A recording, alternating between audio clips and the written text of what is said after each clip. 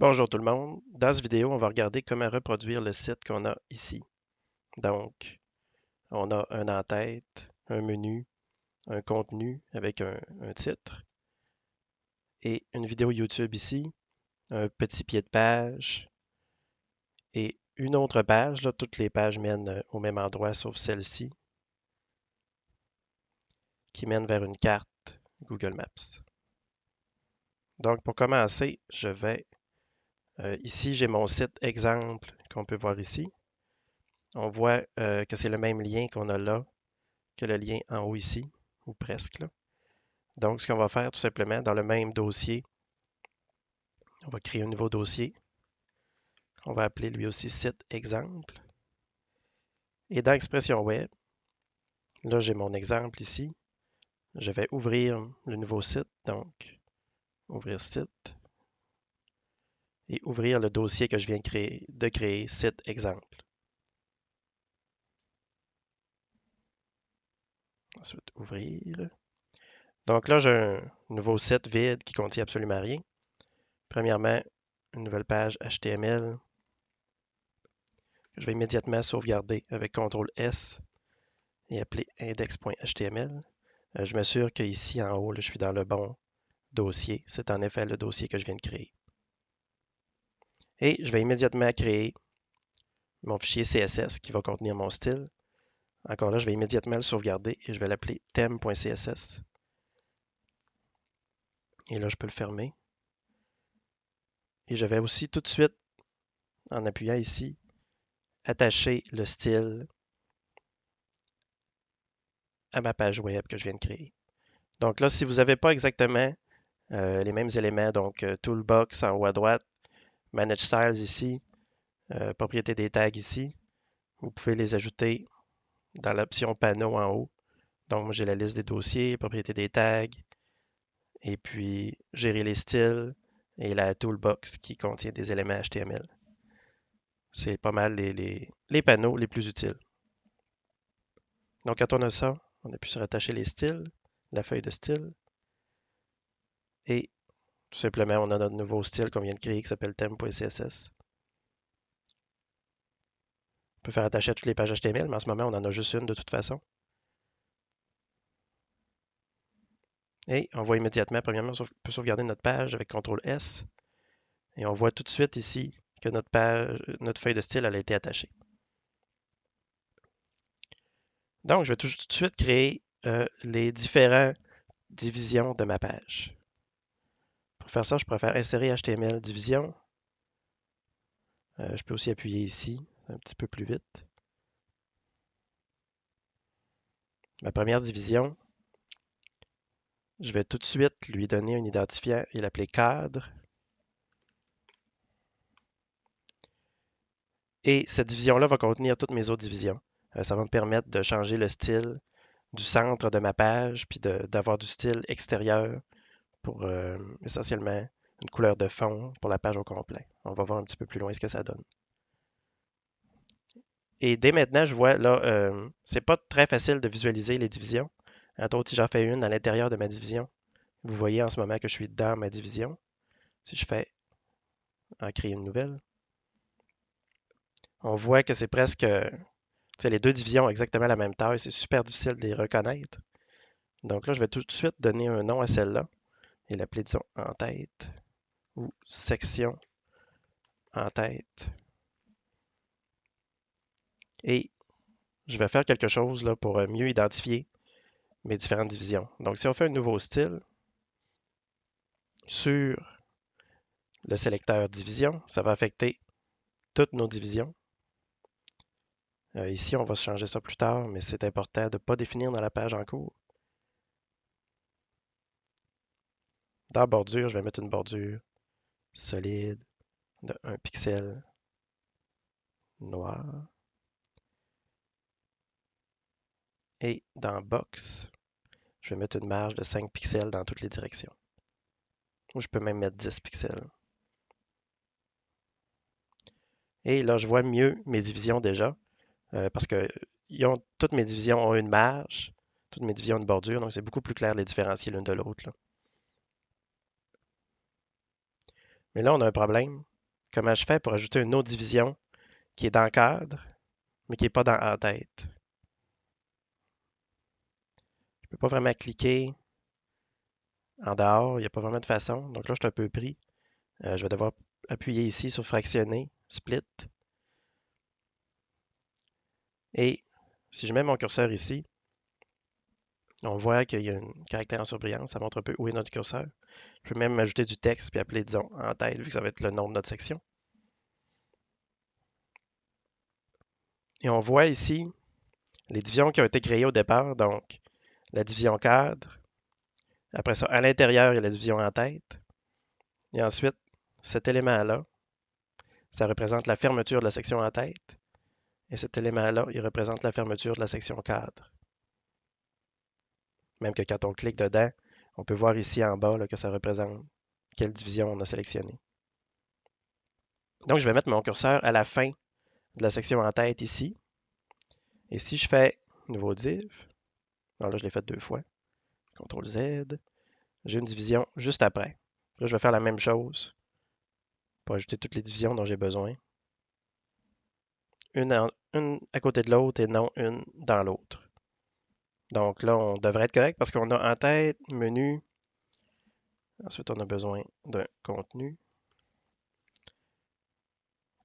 et d'un pied de page. Donc, on peut sortir du mode fractionné tout de suite. On a déjà nos divisions. Je vais leur donner des ID rapidement.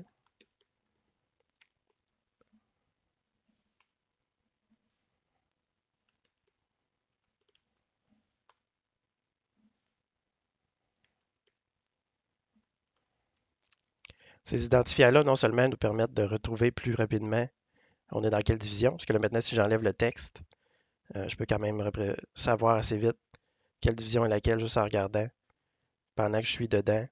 La valeur là, de l'identifiant qui est écrit ici en haut et aussi en haut là. Mais ça va me permettre aussi de faire des styles qui affectent chaque division séparément. Donc, si on regarde notre exemple,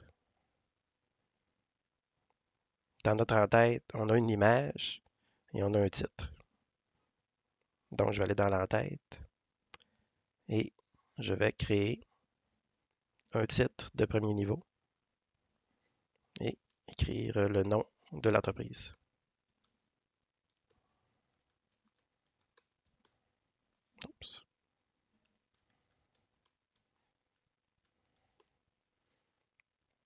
Ensuite, pour l'image, en ce moment, je n'ai pas d'image.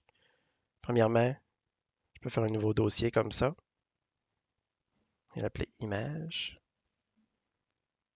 Ça, c'est correct, on vient juste de le créer. Et je peux voir mon dossier ici. Je peux aussi voir le résultat, mais évidemment, en ce moment, il n'y a pas grand-chose de fait là. Mais si je sélectionne mon élément, j'utilise Alt-Tab pour aller dans Firefox. Je peux le mettre ici pour l'ouvrir. Et disons le placer là. Et là, j'ai mes 2 pages. Donc, mon original et ce que je suis en train de créer. Et puis, si je sauvegarde ce que je suis en train de créer, je vois ce que j'ai comme valeur de base là. Donc, pour le moment, il n'y a pas grand-chose, mais ça va s'ajouter très rapidement. Donc, on veut une image. Pour faire ça, on va chercher dans Google verre de vin. Là, c'est important ici d'aller dans les outils et de choisir des droits de réutilisation. Vu que dans notre cas, c'est non commercial, habituellement, on va avoir plus d'options dans la section non commercial. Et celui-là, disons, pour être approprié.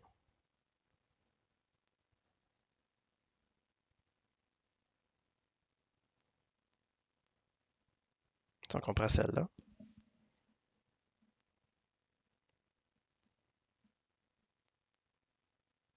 On n'a pas besoin d'une très grande image, donc je vais en prendre une plus petite.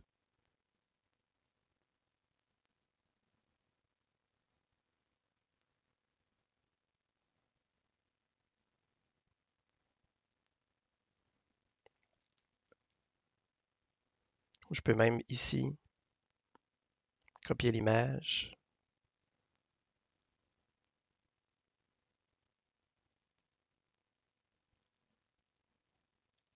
je peux prendre l'image qui est ici, qui ne sera pas la version de la meilleure qualité, mais dans notre cas, on n'a pas besoin d'une énorme image, et la glisser dans mon dossier.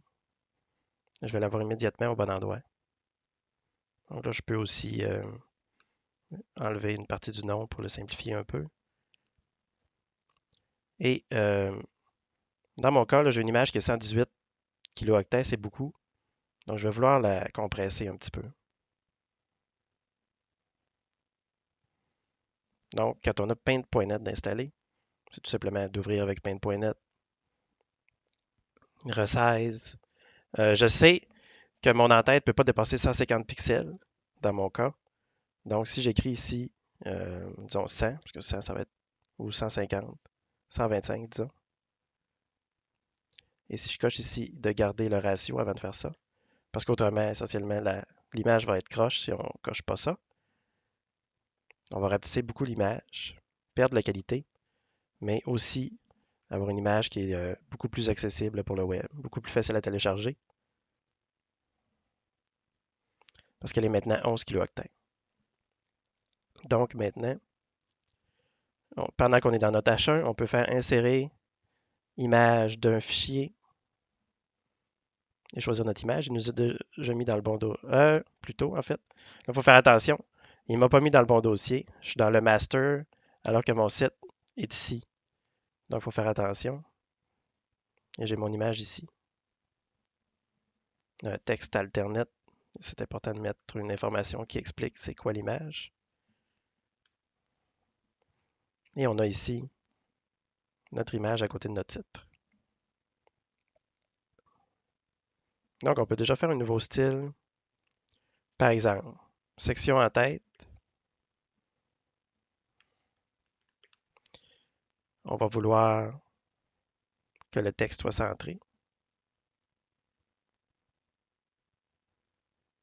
Et notre texte est centré.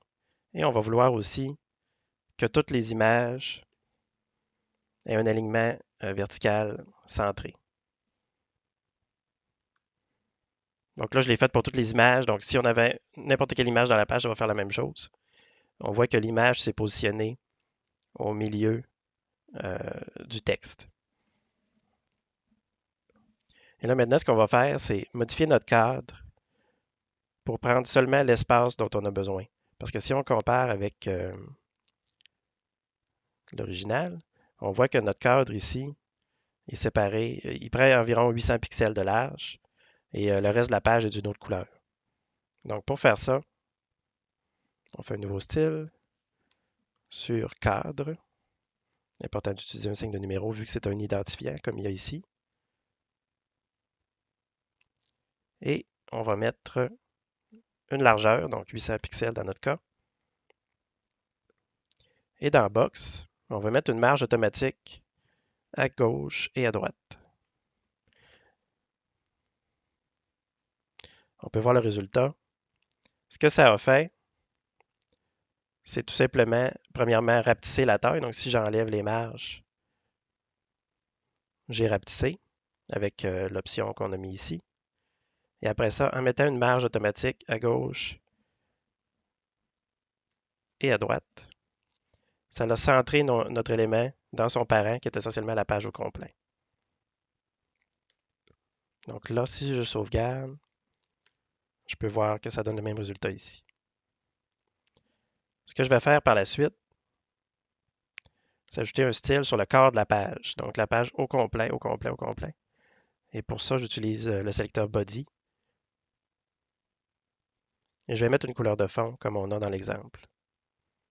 Donc, plus de couleurs, c'est environ celle-là. Pas exactement, je pense que c'est peut-être elle. OK.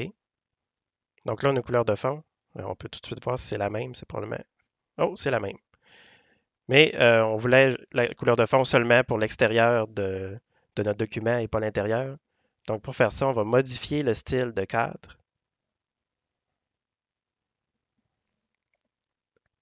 Et on va lui aussi lui donner une couleur de fond, mais cette fois-là complètement blanche. Donc, on s'approche assez rapidement de notre objectif. Le verre de vin n'est pas exactement pareil, mais au moins il est transparent. Donc, le menu maintenant. Le menu, c'est la section qui va demander le plus de styles, qui est un petit peu la plus complexe.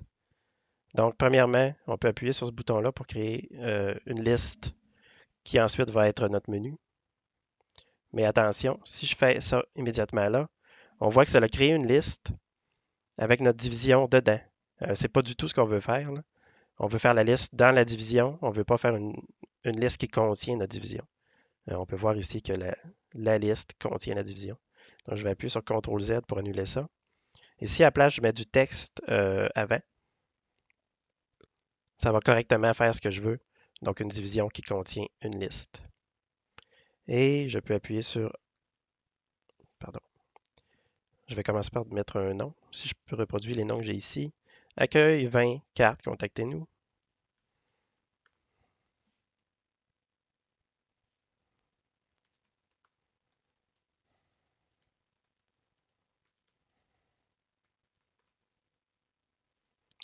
Et en dessous de 20, si on appuie sur Tab, on peut faire une sous-liste comme ça automatiquement. On avait rouge et blanc.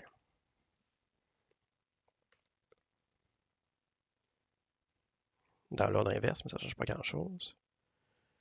Donc là, on a essentiellement l'information, mais il faut mettre des styles pour le mettre en forme. Avant de mettre des styles, on va vouloir mettre des classes pour identifier nos sections. Donc, la première liste initiale qui est ici, on voit que c'est la première parce qu'il n'y en a pas une en arrière d'elle. On peut lui donner l'identifiant menu. Et si on appuie quelque part dans notre sous-liste, on voit notre sous-liste ici. On peut cliquer sur elle. Ça veut dire liste non ordonnée, unordered list. Lui, on va lui donner une classe parce qu'on peut en avoir plusieurs. Là, dans ce cas-là, on en a une, mais on pourrait facilement en avoir plus qu'une. On va l'appeler sous-menu. Ensuite de ça, on a besoin de faire quelques styles pour mettre en forme notre liste, pour pas que ça ressemble à une liste et que ça ressemble plutôt à des boutons comme on a. Donc, premièrement, sur menu, dans liste, on met le type de liste à aucun. Et ça enlève les boutons de la liste. Ensuite, on fait un style aussi sur le sous-menu. Et on fait exactement la même chose. Et ensuite, les styles suivants qu'on va faire, on va vouloir affecter tous les LI qui sont dans notre liste. Et ce qu'on pourrait faire, c'est mettre une classe à tous nos éléments LI un après l'autre. Oups. J'ai accidentellement créé un sous-style en faisant ça. Mais essentiellement, on a ici la possibilité d'individuellement mettre une classe à toutes les LI dans notre liste. Ce serait vraiment long. Donc, ce qu'on va faire à la place, c'est Nouveau style. Et on peut voir ici, on a Menu qui contient un LI. Et ça peut être représenté de cette façon-là. En mettant un espace et en écrivant LI par la suite. Ça va affecter tous les éléments de liste qui sont dans notre liste de menus. Donc, ça va affecter juste les éléments de cette liste-là, mais ça va tous les affecter. Et ça, c'est vraiment pratique parce que ça nous évite d'avoir à mettre des classes partout. Donc, l'élément le plus important, ça va être de mettre Display à Inline Block pour que tous les éléments se mettent un à côté de l'autre au lieu d'un par-dessus l'autre.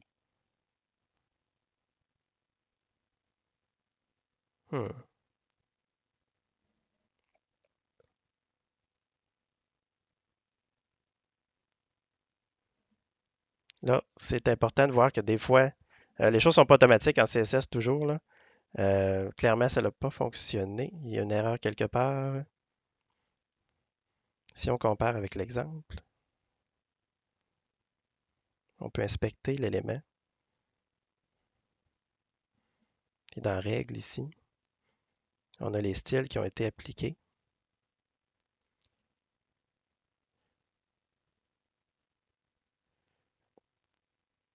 Entre autres, on a spécifié une largeur, donc je peux essayer ça. C'est quelque chose qui va être important de spécifier une largeur pour tous nos éléments de liste parce qu'autrement, ils vont pas être de la même taille selon la quantité de texte à l'intérieur. Donc, dans mon cas, j'ai 800 pixels de large, j'ai 4 éléments.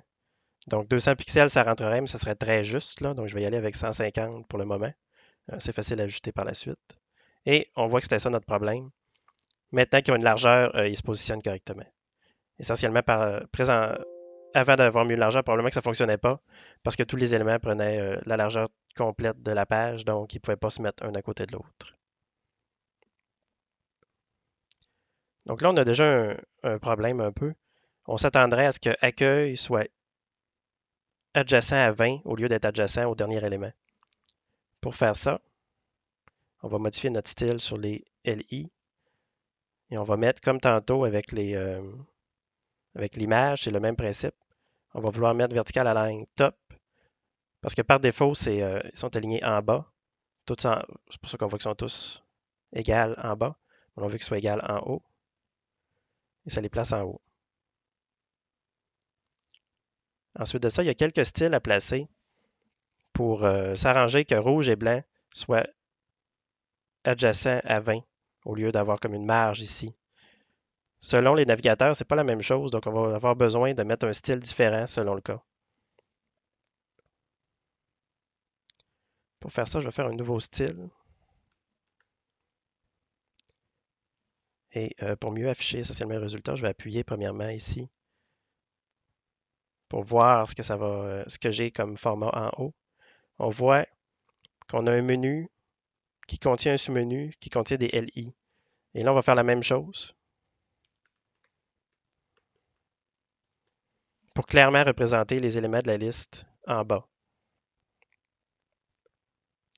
Et eux, ce qu'on va leur mettre tout simplement, c'est des marges et des paddings de 0 pour s'assurer qu'il n'y a aucun navigateur qui se donne l'idée de les mettre un peu à droite.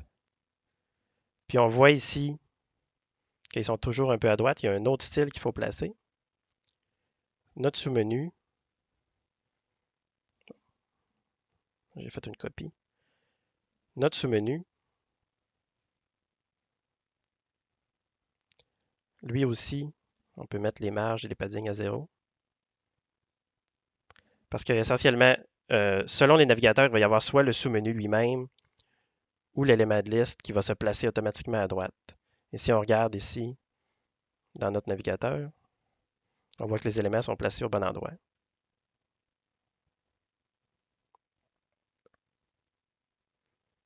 Après ça, ce qu'il reste à faire, c'est transformer les éléments en boutons comme ça. Ce qu'on va vouloir faire en premier, c'est faire des hyperliens pour chaque section. Donc, pour commencer, je vais juste faire un hyperlien qui mène toutes sur la même page. Tout simplement sélectionner le texte, créer un hyperlien, mener sur l'index.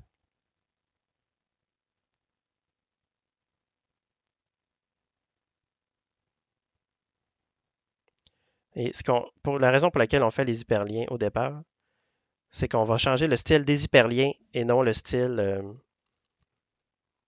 des éléments de liste pour changer l'apparence. Parce que si on changeait le style des éléments de liste, le problème qu'on aurait, c'est qu'ici, on a un élément de liste qui est beaucoup plus grand que les autres. Ce serait très difficile de faire de la mise en forme de cette façon-là. Tandis que nos hyperliens, on va pouvoir les mettre tous de la même taille. Et pour ça, on va faire un nouveau style sur les hyperliens qui sont dans le menu. Donc, même principe, menu, espace A. Donc, A pour hyperlien dans menu.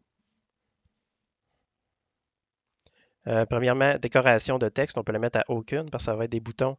Donc, on n'a pas besoin d'avoir la barre en dessous, là. Et on peut aussi mettre le texte noir parce que notre bouton va être d'une couleur qui est clairement un bouton. Avant ça, on va aussi s'arranger pour que notre menu ait du texte centré. Donc, en modifiant un menu, on peut mettre l'alignement du texte centré. Déjà là, c'est pas mal proche d'une apparence. D'ailleurs, on peut voir ici que notre menu a probablement une marge aussi. Donc, juste pour m'assurer là, que tout est aligné, je vais mettre les paddings et les marges de menu lui-même, le premier élément de la liste à 0. Puis on voit que ça a changé certaines choses. Avant que j'aie fait ça, les choses n'étaient pas parfaitement alignées. Maintenant, c'est pas mal parfaitement aligné. Donc, quand on va être rendu à changer le style des liens, c'est là qu'on va pouvoir mettre, parce que là, on voit que tout est un petit peu trop proche. Quand on fait le style des liens, on va pouvoir mettre des marges rendues là. Donc, on retourne dans notre style de lien. Et on peut faire une couleur de fond. Ce qu'on avait dans l'exemple, c'est un gris assez pâle. Oh, pardon, ça c'est la couleur du texte. La couleur de fond, c'est ici. Ensuite, là, on voit que la couleur de fond, essentiellement, elle dépend de la taille de chaque élément. Donc, pour ne pas avoir ce problème-là, on va mettre une largeur, disons pour le moment 125 pixels. Et là, on voit que ça n'a rien fait. C'est parce que il faut modifier le display de notre élément. Parce que on ne peut pas contrôler la largeur d'un élément textuel. Donc, on a besoin de mettre un display différent. Dans ce cas-là, bloc. Essentiellement, un élément textuel, par défaut, il y a le display inline. Et ça ne permet pas de contrôler la largeur d'un élément, tandis que bloc le permet. Donc, c'est pour ça que j'ai eu à faire ça. Ensuite de ça, si je veux mettre un petit peu de marge entre le texte et le gris autour, ça va être plutôt du padding, parce que le padding, il va agrandir la couleur de fond, tandis que la marge ne le fera pas. C'est bon. Après ça, je vais faire une marge, disons, dans toutes les directions. Cette marge-là, ça va s'assurer qu'il y a un espace entre chaque élément. OK, c'est pas pire. Disons un petit peu plus.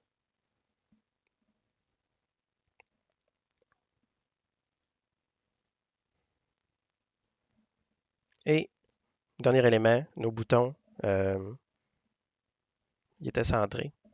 On peut probablement agrandir un petit peu le padding aussi là, pour mieux reproduire ce qu'on avait.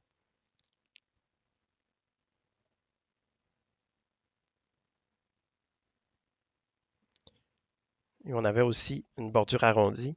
Ça, c'est dans bordure radius. Si je mets tout simplement 5 ici, ça va faire une bordure arrondie. Malheureusement, elle n'affiche pas euh, dans Expression Web. Donc, si on sauvegarde notre page et qu'on regarde Expression dans Firefox ou un autre navigateur, on voit qu'on a recréé là, à peu près les mêmes boutons. Dernière chose qui reste, c'est important quand on a un bouton que ça change d'apparence quand on a notre souris au-dessus. Donc, pour faire ça, tout simplement, on fait un nouveau style. Ça va être même principe menu A. On va mettre 2 points active, pardon, 2 points hover. Et celui-là, on va changer la couleur de fond pour qu'elle soit plus foncée. Donc, ce que ça va faire, c'est que quand on met notre souris au-dessus, et ça, on ne peut pas le tester dans Expression Web, il faut le tester dans un navigateur, la couleur de fond va être plus foncée. Donc, je fais CTRL R pour recharger et je vois immédiatement là, que ça a fonctionné. Et mes liens fonctionnent, même si évidemment, ils mènent tous vers la même page pour le moment. Donc, ensuite de ça, pour mon contenu, je peux mettre un titre. Donc, mon curseur est dans le contenu. Je vais faire titre de niveau 2, parce que j'ai déjà un niveau 1. Il ne faudrait jamais avoir plus qu'un niveau 1. Je vais l'appeler, disons, information. Et plus bas, je vais obtenir du texte. Donc, évidemment, quand on a du texte à inclure, c'est préférable de générer son propre texte. Mais juste pour avoir du texte rapidement, pour l'exemple aléatoire, je vais juste prendre ce texte-là et le coller. Et là, on voit que ça a fait une drôle de chose, là. Ça a automatiquement créé une nouvelle division. Et ça inclut mon texte à l'intérieur. C'est pas vraiment ça que je veux, là. J'ai pas besoin de cette autre division-là. Là, ce serait difficile à voir habituellement, malheureusement, toutes nos divisions ont une bordure, donc on voit immédiatement qu'il y a une division qui est apparue. Pour l'effacer, je peux faire Remove Tag et ça va enlever la division sans enlever les sous-éléments. Donc là, j'ai mon texte, comme dans l'exemple. Et si je sauvegarde, je peux comparer et voir que mes pages sont très rapidement en train de devenir pareilles. Dans cette page-là, par contre, on a ici une image à la fin, pardon, une vidéo. Comment on inclut ça? C'est très simple. Si on regarde notre vidéo ici, quand on pèse sur Partager, on a différentes options. L'option Embed permet de sélectionner le texte qui est ici, avec CTRL-C. Et si on veut l'inclure dans notre page, je vais appuyer, disons, je vais enlever ce paragraphe-là. Et puis, je vais mettre mon curseur à la fin ici. Puis là, je vais devoir aller en fractionner. Et on voit notre paragraphe, notre dernier paragraphe là. À la fin du paragraphe, on va faire un Enter et on va coller notre vidéo. Sauvegarder, retourner en mode design. Et là, pendant qu'on est dans Expression Web, on ne peut pas voir la vidéo. Donc, on va retourner dans Firefox. Et voilà, on a notre vidéo. Et ensuite de ça, il reste juste, pour cette page-là, d'inclure notre pied de page. Donc, pied de page, je peux même prendre le texte, copier-coller. Et ce que j'ai fait, c'est que je l'ai aligné à droite. Donc là, ce qui est important, c'est de ne pas utiliser ce bouton-là, mais de faire un nouveau style sur section pied de page. En faisant attention, c'est exactement le même texte. Alors, on voit qu'il en manque un peu, mais je me souviens que c'est ça que j'ai écrit. Et je vais aligner à droite. Mon lien plan du site, il s'est comme inclus automatiquement, mais clairement, il ne va pas au bon endroit. Il va probablement aller sur l'autre site. Donc, je vais aller à propriété de l'hyperlien et mener vers la même page que tantôt, vu que je n'ai pas encore créé de plan du site.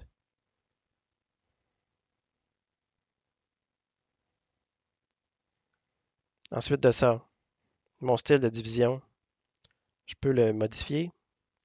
La marge qu'il y a autour de toutes les divisions que j'ai faites au départ est quand même encore utile, mais la bordure, j'en ai plus besoin. Donc, je vais l'enlever.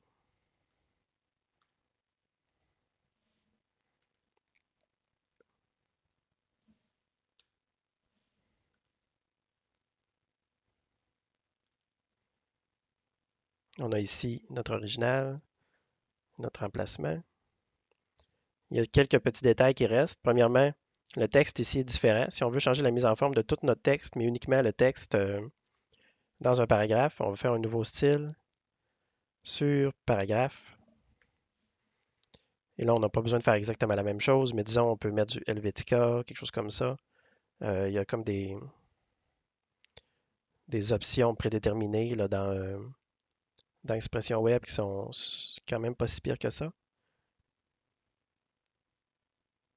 On peut l'essayer.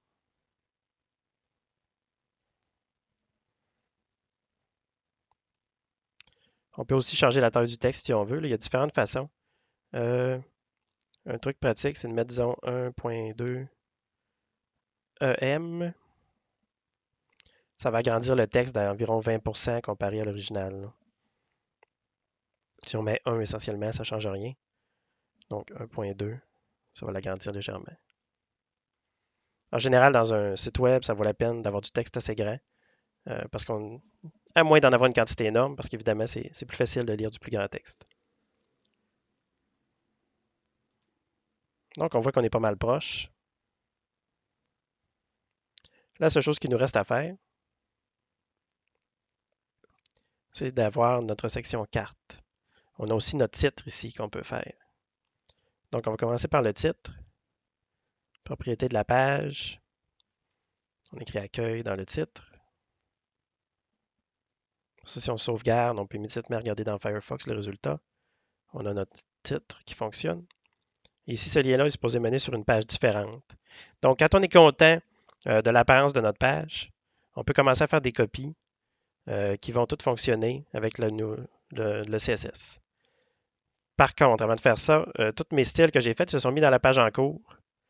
Parce que là, ça ne me tentait pas à chaque fois de spécifier que je voulais les mettre dans la feuille de style existante comme ça.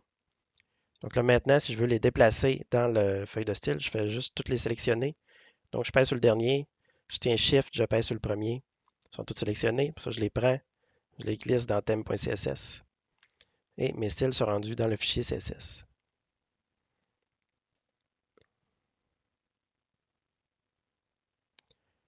Ensuite de ça, j'ai juste à faire une copie de ma page.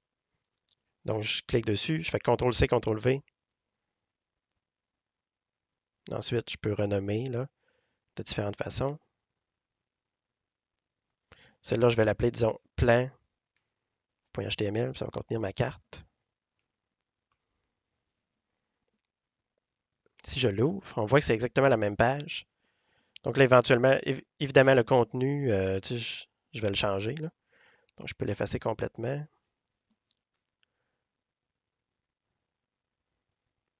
Ensuite de ça, mon lien carte, je peux le modifier. Donc, propriété de l'hyperlien, ça va aller à plein.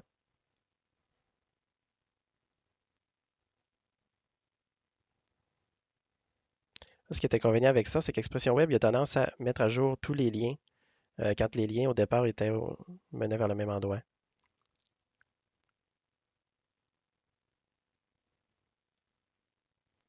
On va voir ce que ça donne quand on est rendu là.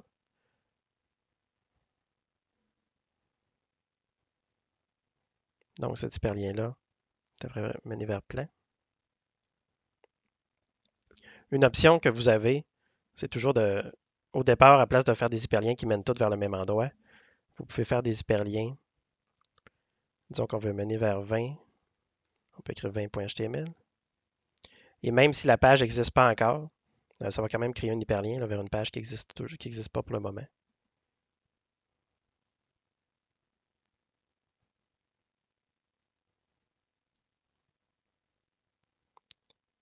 Je vais valider que mes hyperliens fonctionnent.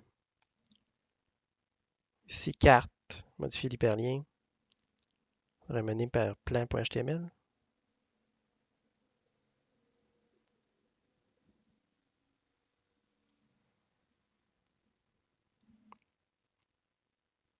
Il semblerait que je suis tombé sur un bug d'expression web. Là, vous voyez que je change mes hyperliens et ça ne fonctionne pas.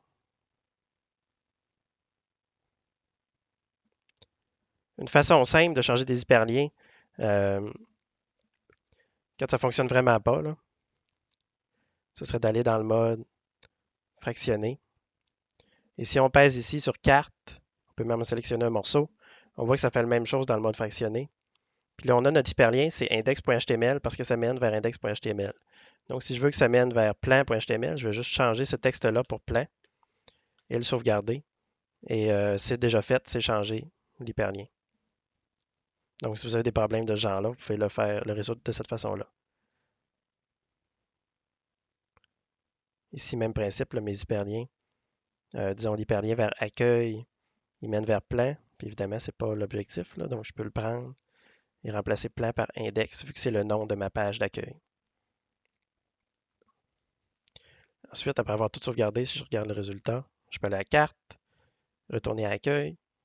La seule chose qui reste, c'est comme dans l'exemple, de mettre notre carte. Donc, je vais mettre le texte ici, là. Ensuite, un Enter. Et puis, je vais mettre notre carte. Donc, j'ai ma carte prête ici. Tout simplement, on cherche l'endroit qu'on veut inclure dans notre carte et ensuite on fait partager. Ici, on a deux options. On veut prendre la deuxième. On a quelques options par la suite, là. On peut changer la taille de la carte ici. Mais la taille par défaut est adéquate. Donc, je vais juste copier le texte là. Et je vais faire la même chose que pour YouTube. Je vais aller en mode fractionné. On voit ici, vous pouvez nous trouver à cet endroit. Je vais mettre sur la ligne suivante notre carte.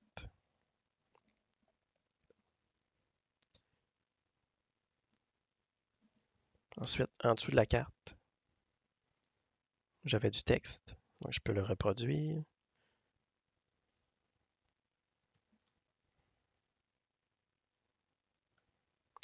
Mais là, on peut voir une différence immédiatement entre les deux pages.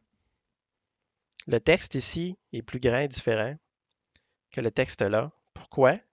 Si vous remarquez, le texte ne s'est pas mis dans un paragraphe. Donc là, on voudrait que tout le texte soit dans un paragraphe pour qu'il ait tout le même style. Ici, on peut aller dans paragraphe et automatiquement, le texte est mis dans un paragraphe. Ici, on a un espace qui s'est créé qu'on peut enlever. Voilà. Et on peut faire la même chose en bas là. Sélectionne le texte, paragraphe.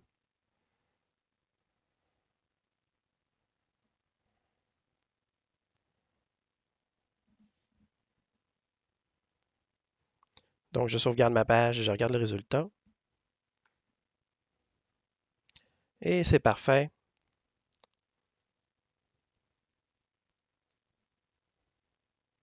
On voit qu'on a recréé le site avec quelques légères différences. Et on a un résultat de base où essentiellement maintenant, ce qui nous resterait à faire tout simplement, c'est changer légèrement là. On peut ajouter des bordures en différents éléments. On peut changer, entre autres, la mise en forme des hyperliens qu'on va vouloir changer de couleur légèrement. Et on peut changer le style des titres. Il y a plusieurs choses qu'on peut faire pour rendre notre site plus unique. Mais on a déjà, à partir de ce moment-ci, un site qui est reconnaissable euh, et relativement attrayant.